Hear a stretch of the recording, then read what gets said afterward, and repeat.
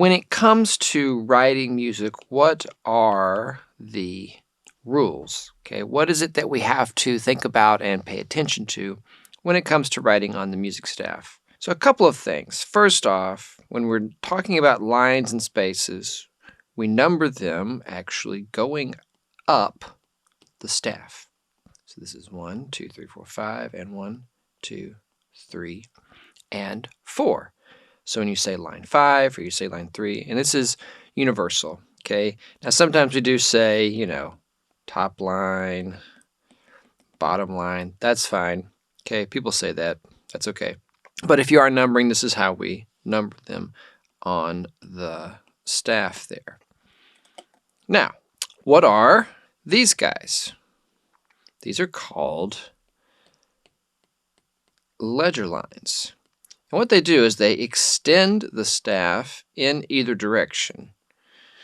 So say, you know, we have a treble clef, right? This is E, and then F, and then G, but then this first line is A, B, C, so forth, and so on.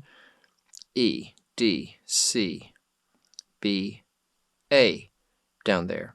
So that we can go beyond the 5 lines and 4 spaces of the staff. Those are called ledger lines. And when you're drawing them, you know, you just want to try to make them roughly the same space here, okay, as the rest of the staff, so that it's clear what it is that you are drawing. Yes? Okay. Now, a couple of rules about drawing actual notes on the staff. Okay. First off, be really clear when you are drawing note heads, and I would practice on the spaces first. Notice that I am filling up. Let's make this really big. Notice I am filling up this space right here, right? I'm not drawing a note head that looks like this. That's really unclear if you're writing some music for class or for somebody else to read, or if you draw like this on a line. And the reason I say to draw on the spaces first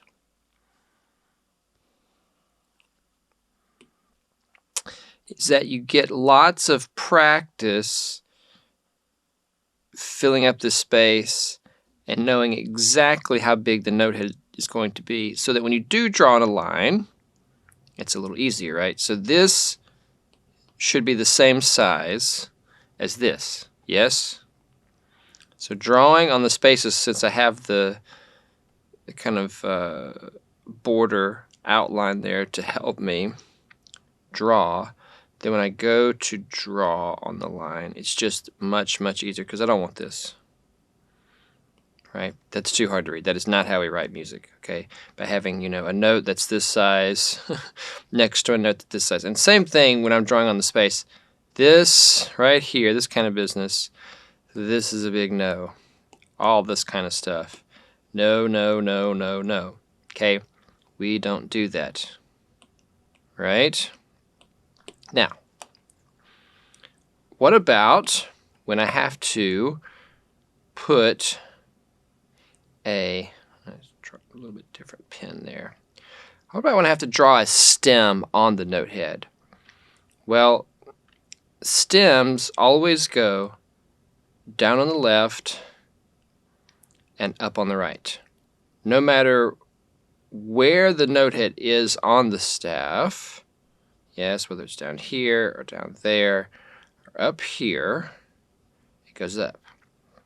Same thing in reverse. If it's here,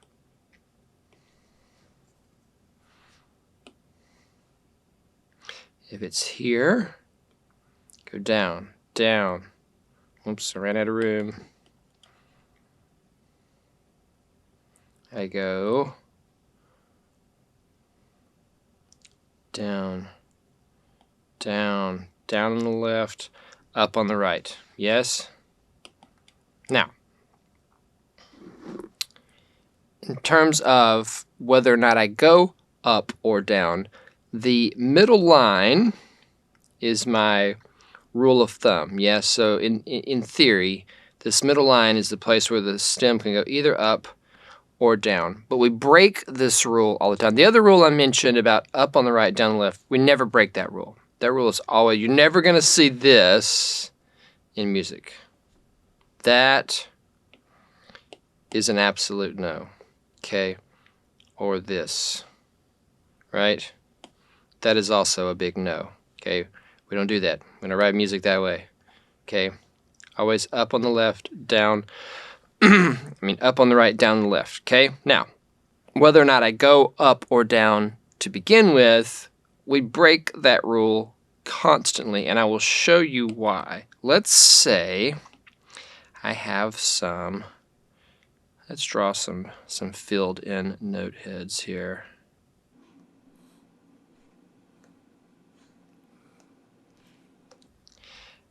And so all of these, obviously these ones on the bottom, I probably want to go up, up. Now you would think when I get over here to this third space note that I should go down, except that it's going to be eighth notes. Yes, so I want to connect them with the bracket. I would never do something like this. I would never go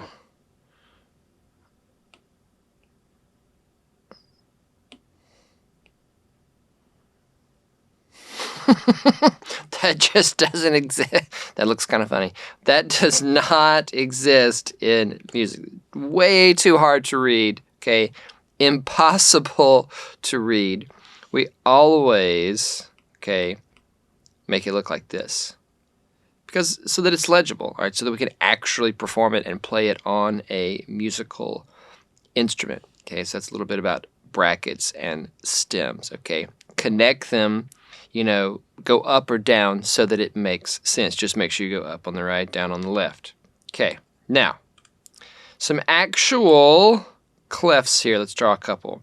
How do we draw clefs to begin with?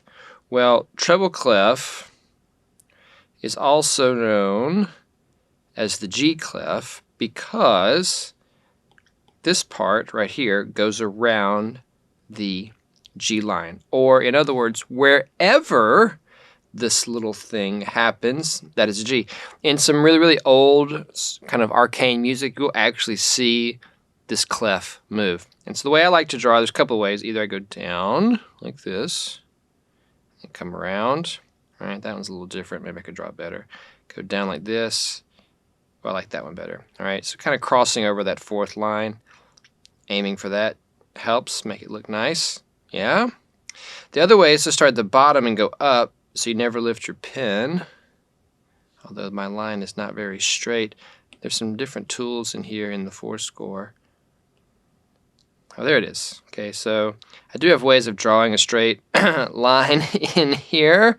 And then I can switch to that if I really want to make that line straight, yeah? Obviously, if I start at the top and go down, though, my line is much straighter. Okay, so this is how to draw a treble clef, or otherwise known as the G clef. And so named, again, because of this right here, okay? This little part is, wherever that is, that's the G. Now, let's talk about the other main clef that we deal with, which is bass clef, or F clef. And it has similar reasons for being called what it's called. Wherever this is, okay, we start that. Wherever these two little dots are, that's F. And that's why it's called the F clef. Again, in some really old music, you'll actually see where this clef is moving around and putting the F on different lines. And for this, for bass clef, just kind of start there, kind of curve out. Most important thing is don't forget these dots because that lets you know where F is, okay? Maybe I could draw that a little better there. All right, and come up and shoop. Okay, bass clef, pretty unique looking. Just one little swirl. put the dots, and you're good to go there for the F clef, for the bass clef. Another clef you might see if you're a string player or you're composing for the violas is it's known as the alto clef. Now this is the clef we see that still moves around.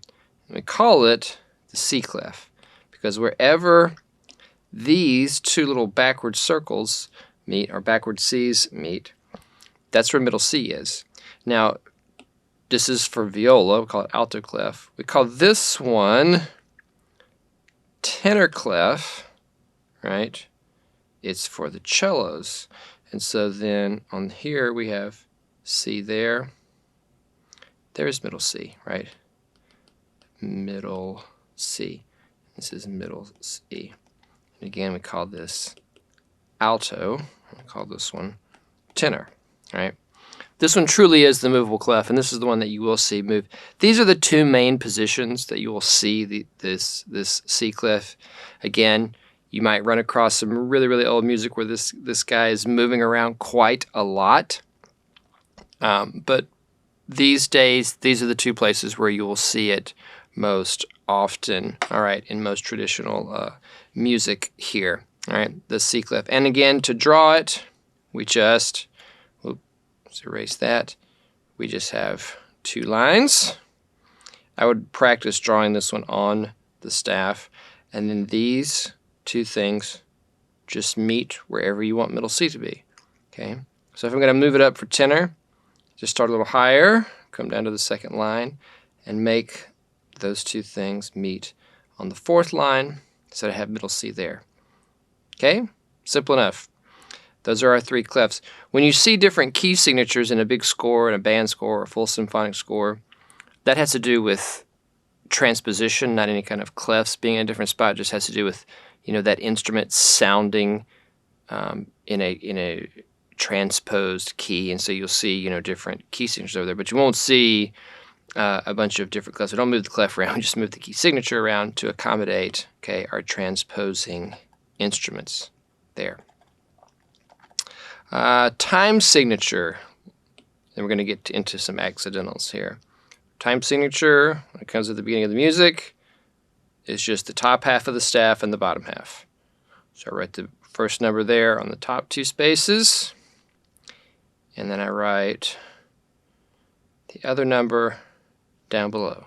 Yes, number of beats in the measure and what gets the beat.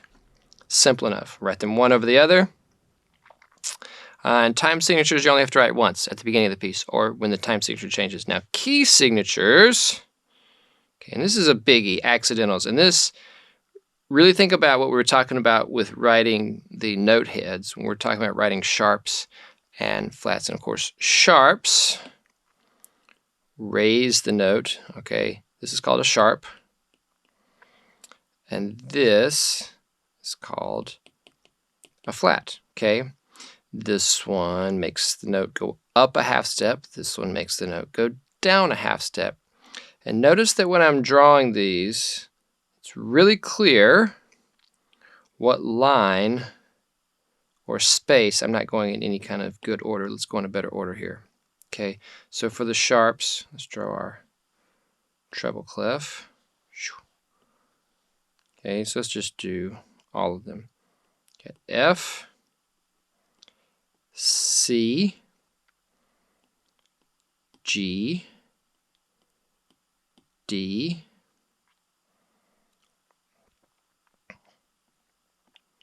A, E, and B.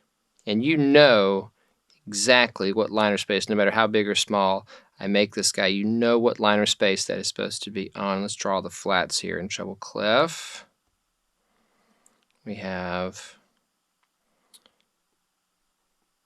B, E, A, D, G, C, and F.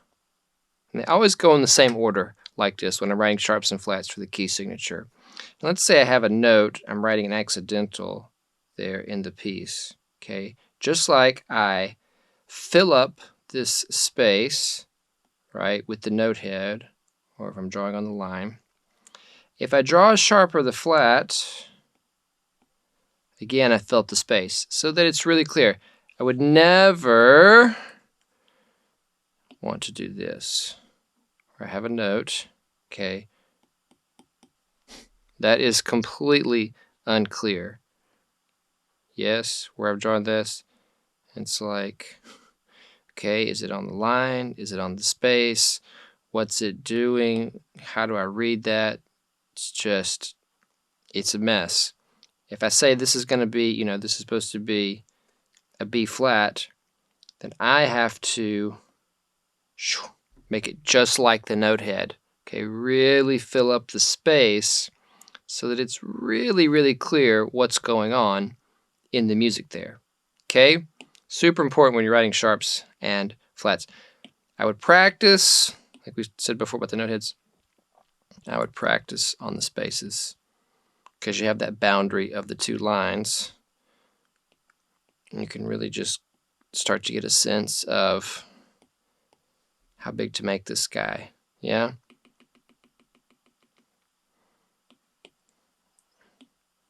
And same with the flats. And it's not a straight B like this, right? There's a little bit of an angle to it when I'm drawing the flats. And don't make the stem too big. I don't go like this to make a B flat. Notice I don't do this either, right? It's about a space or a line big. There's no real hard and fast rules about. All right, just notice do a little bit of an angle there, and then once I get really good at drawing them on the spaces, then I can practice drawing this. Same thing for the sharps, by the way. On that, I don't draw my lines like that. I draw them just a little bit overlapping, right? And it's really clear that that is there on that line or space because it goes right through the middle. You know exactly where the middle is. You know exactly what that thing is raising up. Okay? And this is some basics about all the things: drawing note heads, drawing stems, drawing accidentals, key signatures, some of our clefs, or really all of our main clefs, drawing some time signatures, how to make them really clear. And this is all why we have these conventions when it comes to writing, because there's too many details in the music just to perform it anyway, right? Just to play it correctly. We don't want to be confusing when we're writing things out. We want it to be really, really clear to what musicians are supposed to be playing. All right. If you have any questions about that, write them down below. All right. Thanks for watching, and as always, don't forget to like and subscribe for more. Thanks again for watching.